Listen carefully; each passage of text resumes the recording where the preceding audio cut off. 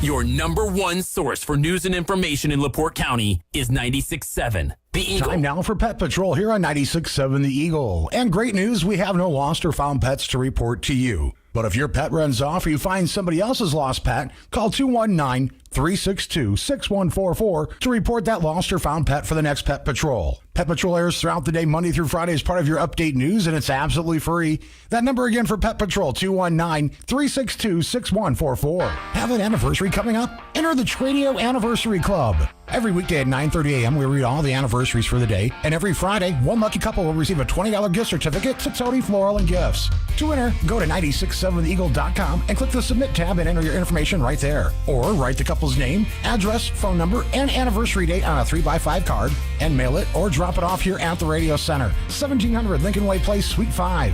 The Tradio Anniversary Club, every weekday at 9:30 a.m. on 96.7 The Eagle. From HometownNewsNow.com, this is Update News on 96.7 The Eagle. Welcome to Sound Off on 96.7 The Eagle, LaPorte County's original social media. Sound Off is a public interest forum that encourages your voice to be heard on the topics and issues impacting our local communities. For the next 30 minutes, we invite you to be part of the conversation by calling 219-362-0522. And you can now text your questions to the Liquor Vault on-air line or by email to soundoff@967theeagle.com. This is a topic-based program, and we ask that you keep your comments brief, concise, and related to the topic being discussed. The views expressed on Sound Off are those of the hosts or callers and do not represent the opinion of 96.7 The Eagle, Spoon River Media LLC, or the sponsors. The Liquor Vault on-air line is now open for your calls or texts at 219-362-0522. This is Sound Off on 96.7 The Eagle. Hello, friends. This is Sound Off. Today is Friday, August 26th. I am Nate Laux. Good to have you with us today on the show. It's another good one. You know, it's a good weather day again. I just love going into fall in Northwest Indiana, especially when our humidity kind of dies down a little bit, where it's not so suffocating. This is when it's really beautiful. And then we get to the best part. We get to the Christmas season, which is my favorite time of the year. I love Christmas, but I can tell you this, January 2nd, I want all the snow gone. I don't want any more winter at all. But up until then, I'm romantic about it. We're getting into the good season. Football season starts. LaPorte's got a home game tonight. Just a good time. Today on the show, we've got LaPorte County Commissioner Joe Haney. How are you, Joe? I'm well. Thanks, Nate. How about you? Good. Good to have you on the show. You enjoying the nice weather? I am absolutely loving it. Yeah, as I say, it is just, of course, we had a storm last night, which my dogs freaked out about. But when the humidity dies down a little bit and there's that little bit of breeze from the north, maybe 65, 70 degrees outside, and the leaves start changing. There's just no better time, I think, to be in Northwest Indiana. I just love it here. So tell me a little bit, Joe, how's your summer going? How's everything with the commission? How's LaPorte County? Or do we still exist as a county entity? We do still exist as a county entity. Yeah, it's my summer's been going great. It's been jam-packed with stuff to do. Just celebrated my daughter's 16th and 18th birthdays here this month. Happy birthday to them. Yeah. That's great. So you've got an adult now in your house. I do. Yeah. Other than the two adults, two adults that live there. That's you start to feel really old, right? When you think, and do you remember, again, when you were 18 or 19, you felt so old, right? You felt so adult. And then you look at your 18-year-old and you're like, maybe we weren't so adult at 18. Right. You know? So, well, let's talk a little bit. You know, we've had a lot of conversations here over the last 6-8 months, and there's conversations about, one of the ones I want to talk about is the role of municipal or county government in economic development. So the reason why so last week or 2 weeks ago, St. Joe County announced a big development that potentially, I think it's between them and somebody else though, the developer, which has some kind of relationship with GM, I'm not sure how it's involved, but is going to potentially build a battery company for cars, these kind of things, employing 1,500 to 1,700 people. You know, that's a big employer, certainly good for the area. But there was a lot of people asking, well, why didn't they think about LaPorte County? And so I thought what would be maybe helpful is talking about what role does the government have in attracting these kind of these kind of businesses? And is there a role, or do you just hope that people come to LaPorte County? So it's a multifaceted question, and it's creating a good environment, having good infrastructure, having good workforce, some of the infrastructure stuff falls on government. Having good workforce, that's the people in the county. So creating a good environment to get everybody to move here, from individuals, businesses, and everything else, is important. Keeping taxes low, keeping amenities and services as high as you can without raising taxes on people. At the same time, you can run into issues when it comes to economic development of different areas, over-incentivizing companies. So, you get such insane tax breaks that companies come in, they build something, do something for several years, and then they got such a big advantage that they came in, they did a bunch of stuff, and then all of a sudden they hop and jump to another county, another state to get those same incentives somewhere else. So it's an important balance for that. One of the things that I've tried to support as I've gone through these past 20 months here was like EPAC facility, for example. They were looking at expanding between here in LaPorte and two other locations. They have 3 locations, and creating an environment here where we maintain and grow our businesses here, appreciate them, but at the same time, not giving away the stores, for example. So, we were able to give them some breaks so they could expand and not and wait until their production ramped up before they start paying taxes on that. That can be a good thing to do. At the same time, you want to make sure, with any of these places like, Corsicana Mattress Factory failed, for example.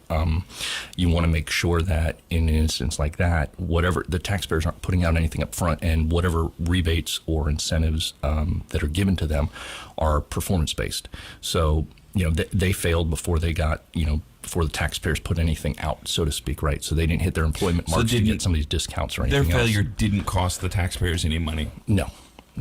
So that was something that was really important and crucial to do. So it's a tough balance, because sometimes you have these other places that, really just are giving away the store, so to speak, to get these companies there, and then it winds up biting them. We've seen that a lot with companies like Walmart, where they'll build on one side of town, and then they'll get an incentive, from a county or something else. They'll move, 2 blocks away, abandon their old store, and build, literally across, city line or county line or something like that, to get those incentives for another 5-10 years. Hammond did something along those lines. With that plaza that they built right there, where the Cabela's and Walmart is, something like that. They wound up. I mean, it's worked out there, but they gave away so much, and that put the regular everyday taxpayers just on the hook for all that. So is there a balance then? Again, as a commissioner, as somebody that actually has to be involved in approving some of these things, and I don't know what the exact nature of, for example, some of these tax breaks, if it's a commissioner and council buy-in, or if it's just council, I don't know, because again, it's money related, but I assume the commissioners have a role in it. But is it hard though, because like you said, you've got maybe communities like Elkhart that'll just back the truck up, right? Because for them, just getting the company there, and then we'll deal with either how to keep them there or whatever. But you're absolutely right. They'll be there for 10 years or 15 years, and as soon as these rebates or as soon as these tax benefits fall off, they'll go somewhere else, right? Because somewhere in Illinois or somewhere in Kentucky or somewhere even just down the road in Indiana will offer them. So is it a hard balance then to figure out, if you're not competing, the answer is immediately no. Yeah. But how do you compete in a way that also respects your current taxpayers, right? Yeah. Is it so? Yeah, you're absolutely right. Most of this falls on the council, and of course there's the RDC that's involved, and the commission, depending on what happens, depends on exactly what point the commissioners get involved, what they do, and of course the commissioners obviously make appointments to the RDC.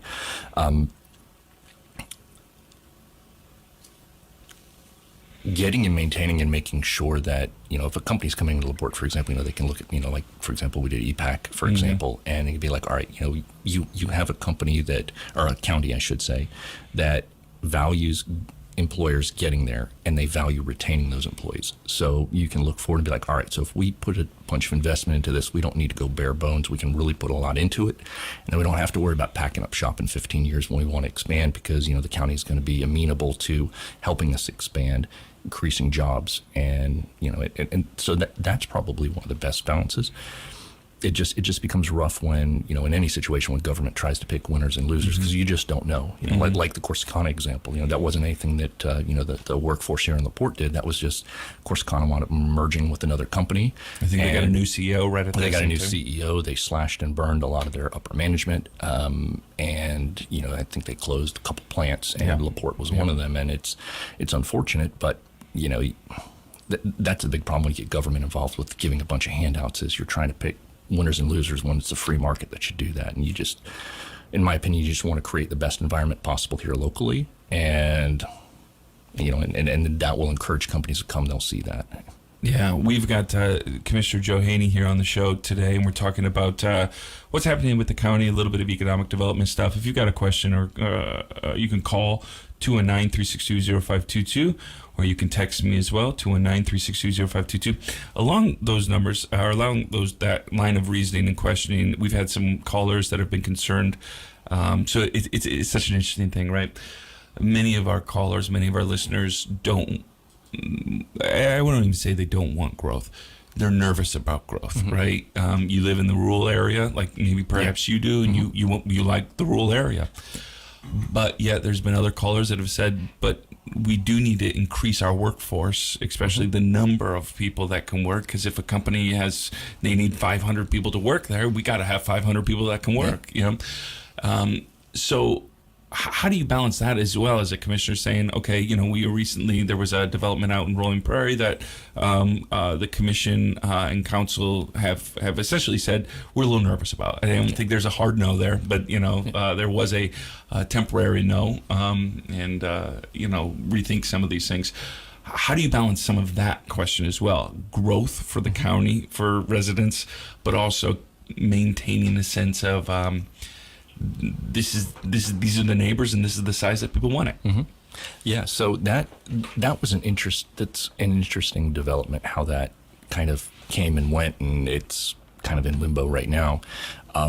You've got about a quarter to a third of that land already that's zoned for residential for what they wanted to do, and the other roughly 2/3 is currently just wooded, and I think it's zoned agricultural still, even though it's wooded. Yeah, very likely. Yeah. And on one side is a housing subdivision, basically, and then the other two sides is farmland.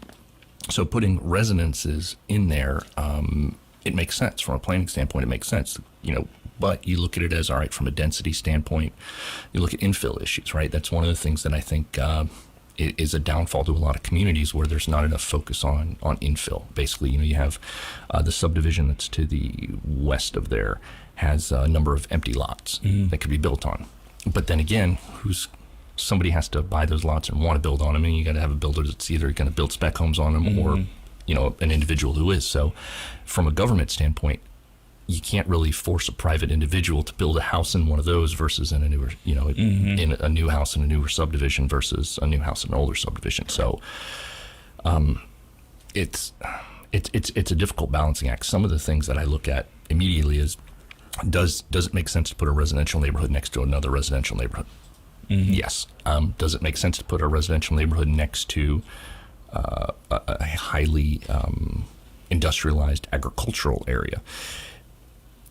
I look at myself, right? So I live on a small farm, kind of on the edge. I'm in Door Village, and the farmer who farms my land also has cows, and they spread manure, about once a year. They'll do other fertilizing and stuff, but they spread manure. And during the time when they spread manure on the fields, it's significantly smelly.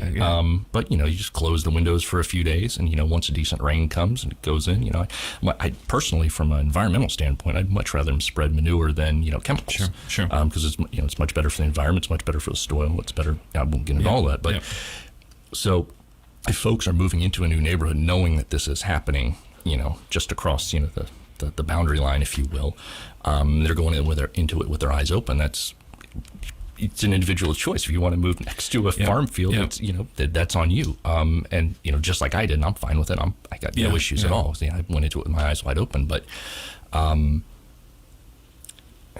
that's an individual's choice, right? So with government, how do you tell somebody they can't use their land that they bought to build a subdivision next to another subdivision? Yeah, because somebody owns that land and wants to sell it to a developer too, right? So you have that weird kind of... They already have it. I believe they already own it. And of course, it's land that's sitting there that's wooded.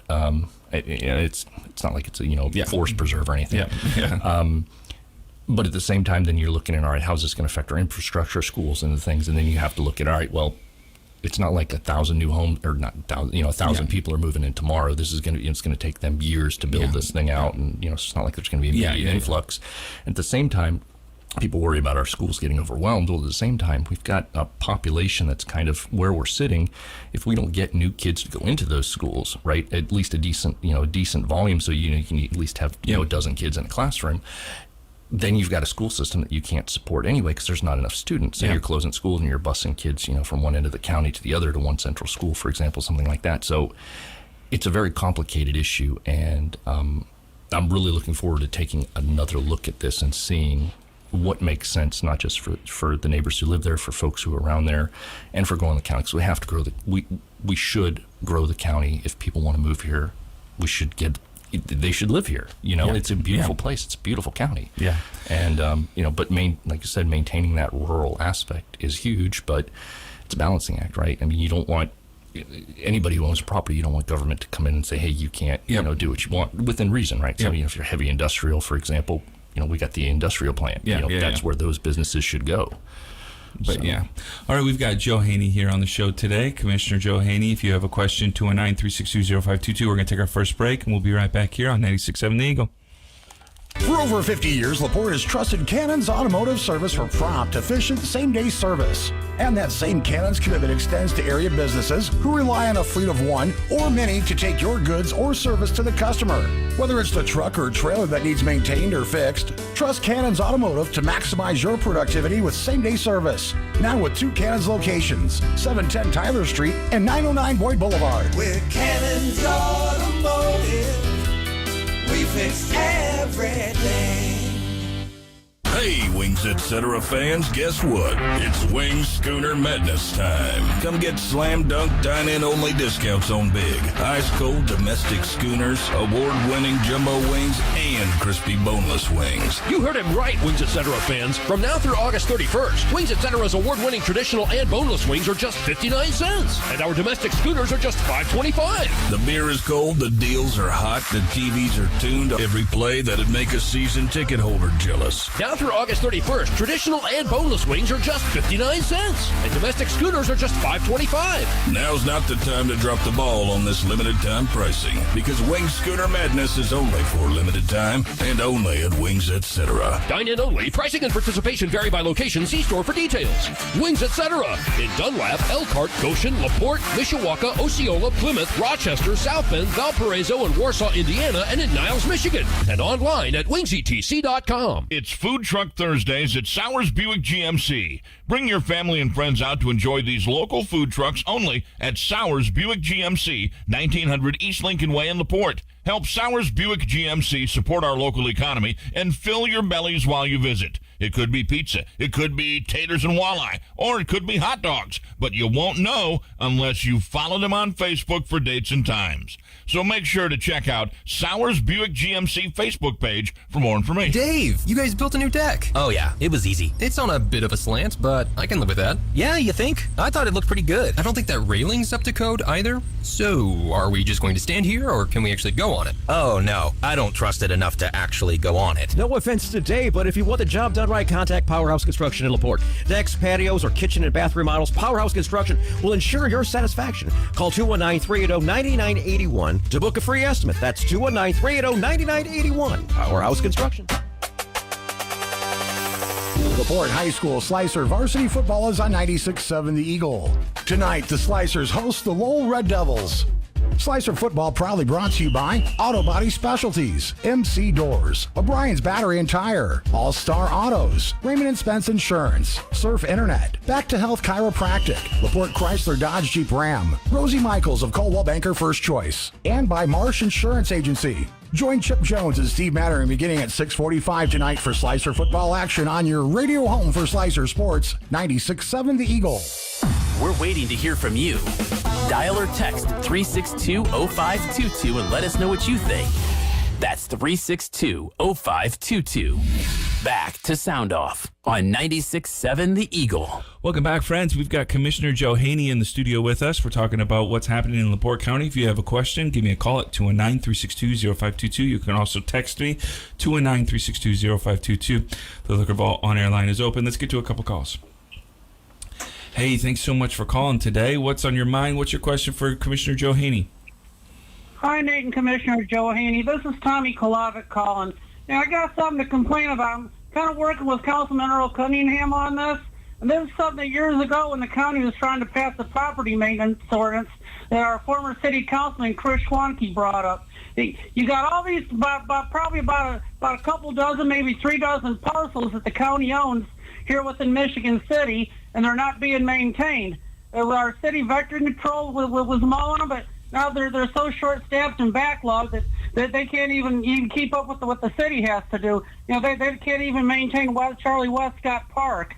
I got a parcel right adjacent to my property. I talked earlier. He asked me if I would mow it for him because it wasn't mowed in about 3.5 months.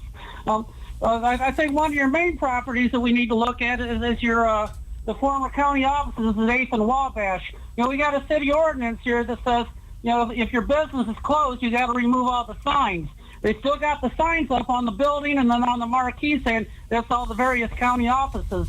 I'm afraid if that doesn't get addressed or get a site plan for that, we're going to end up with another vacant and abandonment situation right here within right in the heart of our city limits, kind of like what you had with the county home. But I'm going to bring that up at your next commission meeting. Thank you.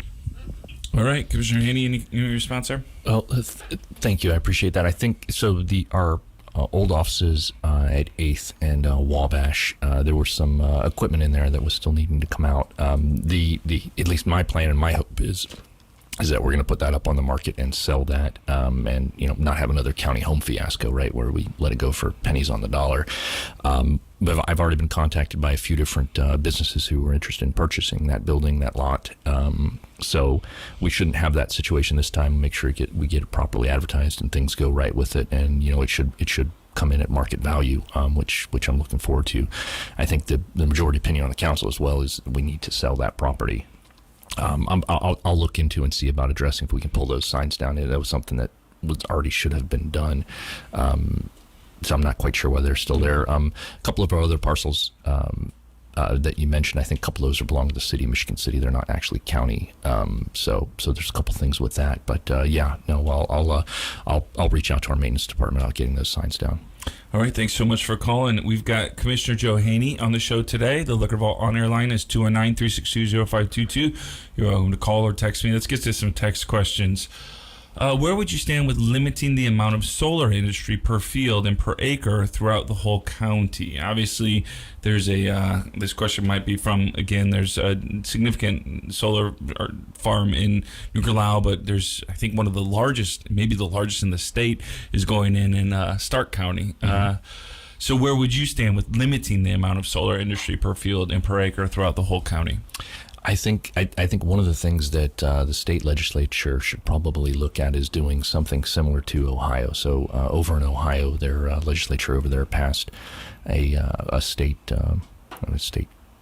statute or ordinance, whatever it is in Ohio that they call it, mm-hmm. basically a state law allowing municipalities, including counties, to be able to set their own rules and regulations as far as approving and limiting things. So I wouldn't mind seeing the state do something similar here to make sure we have the proper authority to limit some of these things if we so choose to. So part of it is making sure things go in the right place. So if you're putting stuff in like down by the industrial park, for example, around there, and they're putting in some different stuff, that would make sense. Perhaps, but some of the other things, putting in massive, covering up massive amounts of farmland, transitioning it over, you can run into multiple different issues. So I think it's something we have to be very careful of here in the county. When I was on the Planning Commission last year, we were trying to develop an ordinance, and we did get a skeleton ordinance here adopted for the county as far as to start putting in some what we can locally here to make sure that we're being smart about it, and also making sure there's things in place, bonds and whatnot, so that when these, because it's not just the initial impact, but as these things age out, if you have a company goes belly up or whatever happens, you don't want to just walk away and leave all these solar fields, that have to get torn down and have to get taken care of. So it's it's kind of like the issue in NIPSCO, right? Yeah, just like the NIPSCO coal ash issue. Having companies have something in place out of the gate so that there's already funding that's going to be allocated, or you don't necessarily force them to put it all up front, but every year they put so much into the kitty to be able to decommission them, whether they're going to replace them or just tear them down and move on. You don't just have these big abandoned fields, and that's a huge issue. So that's something that I want to make sure we keep a close eye on. All right, we've got Commissioner Joe Haney on the show today. Let's get to another caller. Hey, thanks so much for calling the show today. What's your question for Commissioner Joe Haney? Good afternoon. Thank you for coming on the air today, Mr. Haney. My question concerns the economic development. Since you're one of the very few fiscally conservatives in the county government, plus you actually believe the Constitution has a reason, do you not believe that there are far too much interference by the government when it comes to economic development for our county? And if the government stepped back, it would help. And also concerning the KOP for development there, were you allowed to vote? Was there a vote? Were you talked about? I can't find anywhere in the minutes when the DNR closed that back gate on Hupp Road. And if you develop that, right now it prevents fire departments from using that right now unless they open the gate. What's your take on opening that road back up? Thank you. Hey, thanks for calling, Steve. All right. Thanks, Steve. We'll start with the economic development portion of that. Sure. So,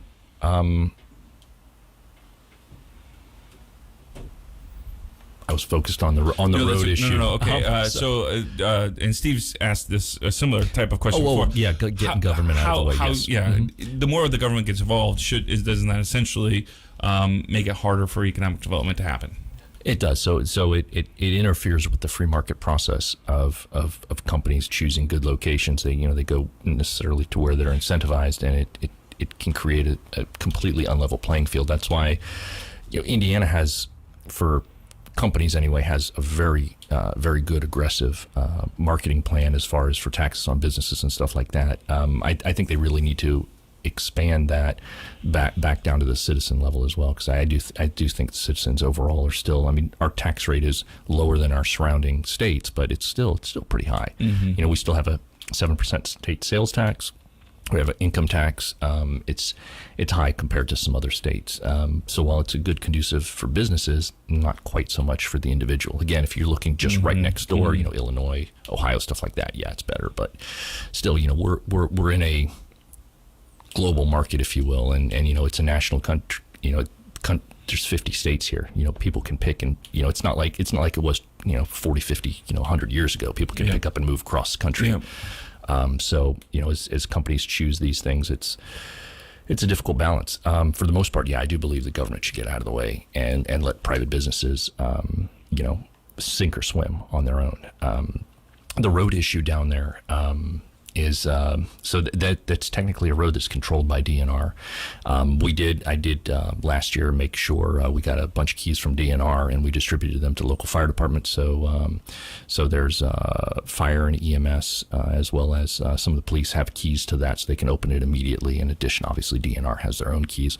So for any emergencies, we can get that open right away. We don't have to wait for DNR to get that open. The issue with reopening it, that's something that has to be worked out with DNR. That's not just a decision that I could make there, unfortunately. So there's pluses and benefits in not having some of the traffic go through there. And part of DNR's thing was, it's their DNR land, and they don't want a bunch of truck traffic going down there. So that's a more difficult one. But no, I appreciate the question, Steve. And yeah, you're absolutely right. The smaller the government, generally speaking, the better it is for the people and for businesses as well. So All right. Well, thanks so much for calling there. We're going to take our final break of the day and come back for the last segment of the show. If you've got a question for Commissioner Joe Haney, 219-362-0522. You can call me or text me, and we'll get to some of your texts. We've got some texts to catch up on here as well. But you can also call us. Again, 219-362-0522. Thank you so much for listening. We'll be right back here in just a couple minutes here on 96.7 The Eagle. Ben Conowitz here, owner of LaPorte Seamless Gutter. My parents started LaPorte Seamless Gutter in 1982 with one goal in mind, really. Our customers' 100% satisfaction. And we are still providing the same customer service that Tim and Seal Conowitz started all those years ago. Give us a call today for a free estimate at 219-362-9972, or you can visit us on the web, www.lpseamless.com. 219-362-9972. Good news. Access to Surf Fiber Internet is growing in LaPorte. Faster and more reliable than cable. Get 1 gig speed with a free whole home Wi-Fi router for only $65 a month. There are no hidden fees, no contracts, and free installation. Surf Fiber Internet is building out more neighborhoods every day. So visit surffiber.com to check your address for service. That's surffiber.com. This is a limited time offer. Speeds may vary and some restrictions may apply.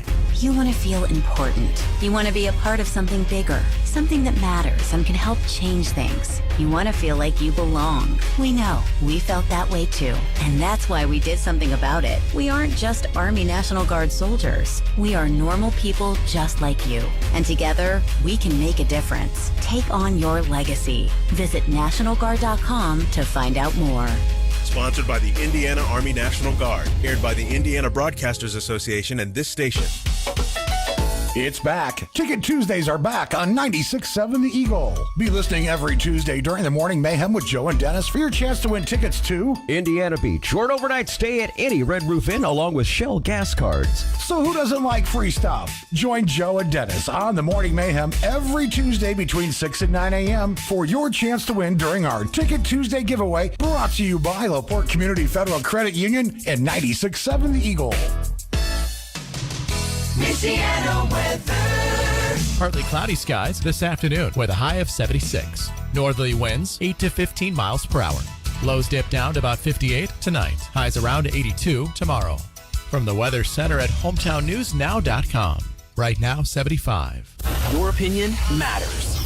We invite you to share it by calling or texting the Liquor Ball on-air line at 362-0522.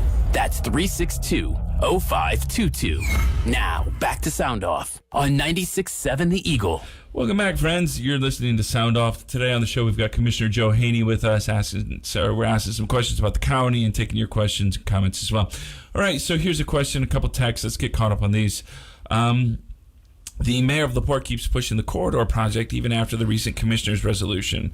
This is scary for our county residents. What can you do to protect our county? Thank you. So one of the biggest issues that I've had coming into this is that initially this was supposed to be a county-led project, and the city kind of took over. So I've got a meeting coming up with the consultants in the next month, and I'll be sitting down with them and taking a look and seeing if there's anything new that they've come up with and exactly what there is, because I keep hearing things from the city that they've had all these new routes and ideas and stuff, but haven't actually seen any. So at some point, once KIP really gets going, or KOP, KIP industrial plant, I keep wanting to call it the ordinance plant. Yeah, I know, yeah. Once that park gets up and going, more so, we could see a major influx of trucks. So we don't want to be behind the curve on that for northbound trucks. At the same time, I'm in the office literally every day.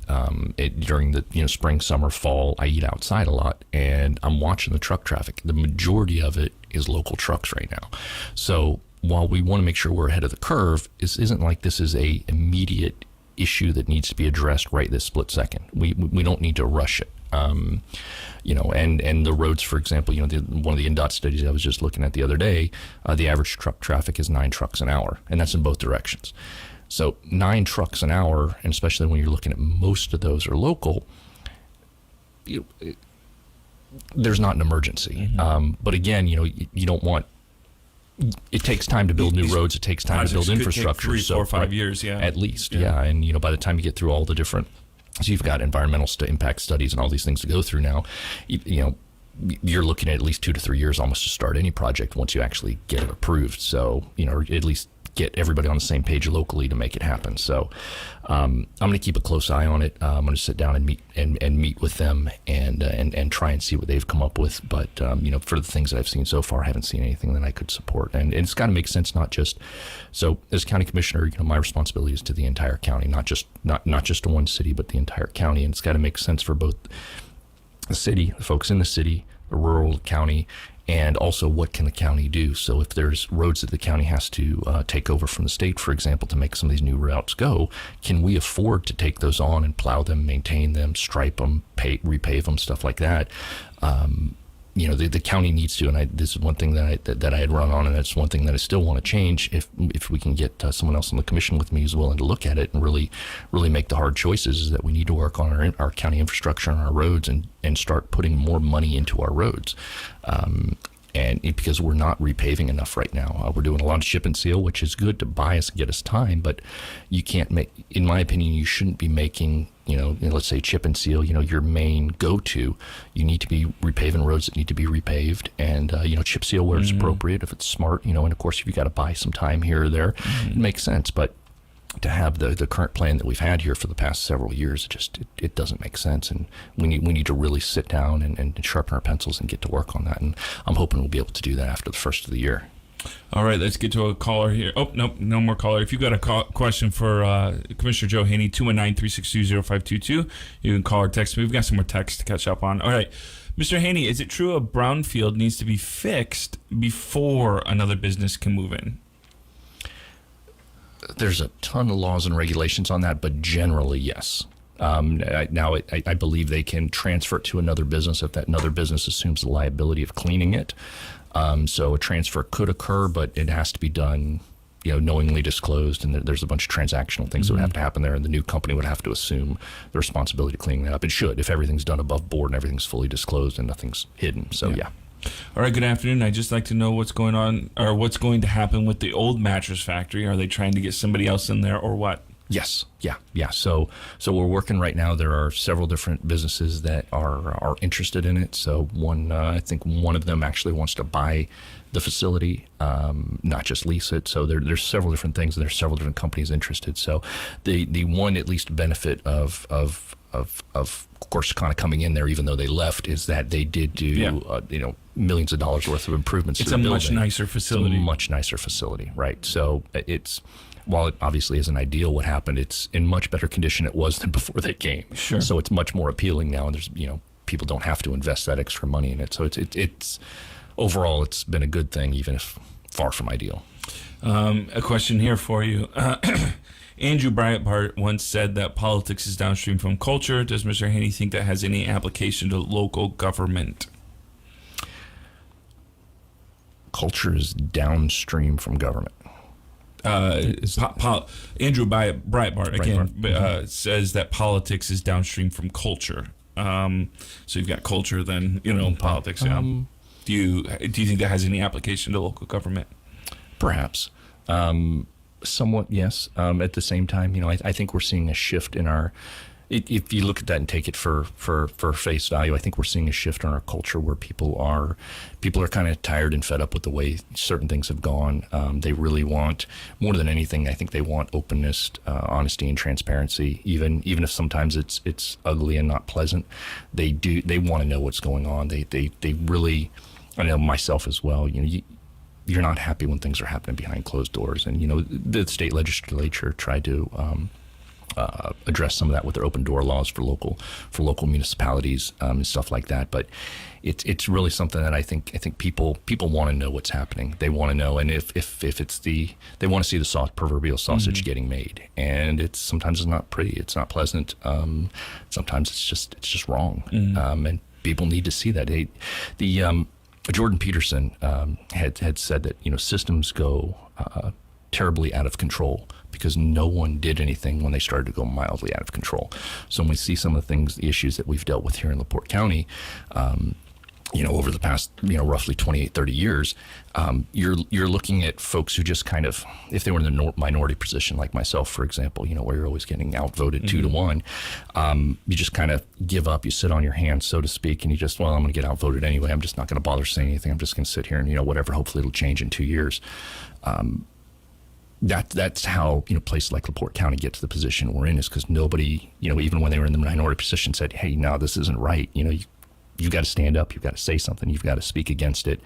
And, I'd like to think that over these past 21 months, I've had at least a positive impact in some regards of some of the property things that have happened and whatnot. We've put some of that aside. We've gone back to the drawing board and said, hey, rather than try and do, some kind of lease purchase scheme, let's just go. It's been 18, 20 months. Let's go ahead and get another appraisal, see if it appraises higher, and then we can buy it at the appraised value rather than, trying to skirt these state laws and do all this stuff. And of course it does. The majority of the time, if you do the right thing, things will work out. You don't have to do all these crazy little maneuvers and whatnot. Just do the right thing and things are going to work out in the majority of the time. And I think people appreciate that. Here's a question for you. The size of the county government has continued to increase over time. Is there any talk about shrinking the county government, not only in employee size, but also in what the county government needs to get in revenue? I think in some areas, as things have developed and things have changed, for example, our population ages, our EMS department, for example, is woefully undersized for a county our size. If you look at Porter County to the west of us, Porter County has per person about 2.5 times more ambulances than we do. That's per person. Capita, yeah. Per capita, right. So you look at LaPorte County, for example, is much larger on land-wise. So, we have fewer ambulances, serving more miles. And, obviously we have less people here. But like I said, 2.5 times more ambulances per person over in Porter County. So there are some aspects where we need to grow in some of these emergency services, so we're making sure we're providing those critical services that basically pretty much only government can provide. It's something that the government is legitimately charged with. When we look at other things as technology continues to advance, we should look at shrinking some of our departments. Now, it doesn't mean laying people off, but there's one of the best ways to shrink a workforce is through attrition. So as people go through their career, they start retiring, you don't necessarily replace them with some of the advances in technology and other things. You don't necessarily have to. At the same time, there's other things like our parks department. We've added on Bloom Park. We just had our grand opening for our ribbon cutting for that, right? So our parks department is significantly larger, and they have much more to do now than they did, but they've got the same staff that they had from before. So technology only goes so far. You need more people in our parks department if you want to continue growing our parks and doing that, right? At the same time, if it's something where technology can automate things and things get streamlined and run better, you may not need as many, clerks, for example, or administrative personnel, I guess I should say. I don't want to tie it necessarily with one particular office, but so in some instances, you might hear from Heather Stevenson, right? Yeah. No,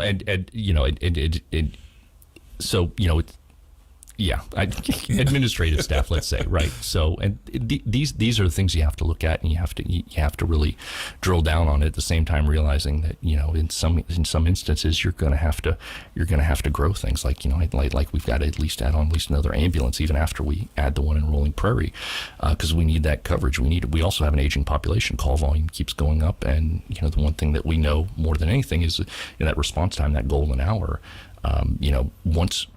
If you don't get someone to definitive care to the hospital within that first hour, their chances of survival drop precipitously. It's not like, a small slide off, you're dropping, 10, 20, 30% for every few minutes after that. It's in those critical situations. So, overall, I would like to see the overall size for our county government shrink. At the same time, it has to be done properly, and with the same time realizing that, if we can drop off an administrative person here or there because technology's increased and it's streamlined some things, we may have to add one on, be it at the parks